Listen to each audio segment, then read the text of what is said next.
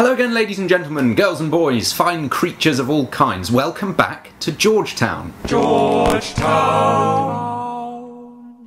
It's a new week, a new start, and it's been raining in Bournemouth pretty much for the first time since I moved here. The weather's been absolutely disgusting today, so I think I'm going to have to admit that it's not the paradise on earth I once thought it was, and it is in fact just a part of England. Although, it has cleared up a bit now. The sun is peeking through, so I may just ignore all the empirical evidence and continue to believe whatever I want, as is my right as a human being. I shall continue to smile. So Katie got a hamster, an illegal hamster, I must add.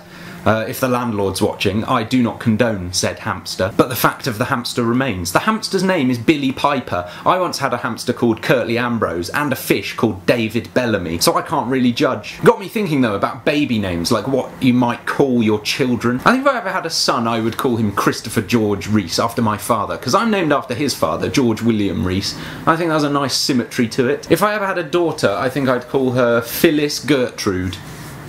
No, I wouldn't. That's ridiculous. I don't know what I'd call a daughter. I think choosing baby names is difficult because a name can be good for a baby and then not so much for a grown-up. I worry, to be honest, about Buzz Michelangelo Fletcher. That's a very cool name, but will he still think so when he's 7? Will he still think so when he's 40?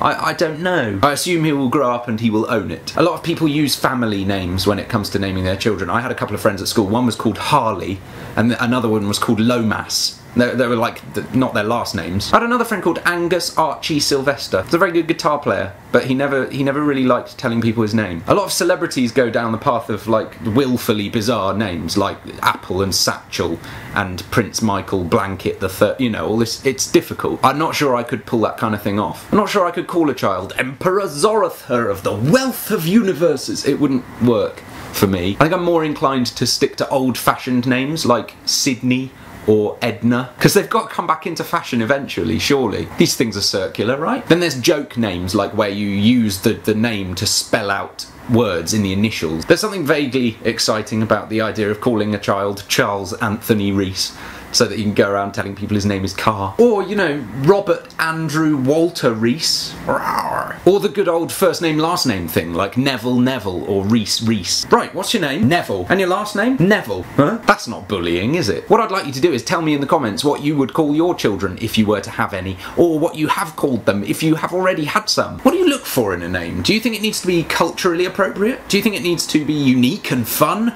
Do you think it needs to tell you something about a person? And if so, what? Are there any names you would absolutely under no circumstances call your offspring? What about Agamemnon or Wilberforce or Ermintrude? Also tell me any ridiculous or funny names you can come up with. I want to hear them, and my favourite one will win a prize. Probably not a very good prize, but a prize nonetheless. My friend Karen's coming to visit tomorrow, so I'm going to make some fudge. She has requested fudge, so expect a fudge related video very soon. Catch you on the world famous flip side. Cheerio! Hello, I'm Georgetown.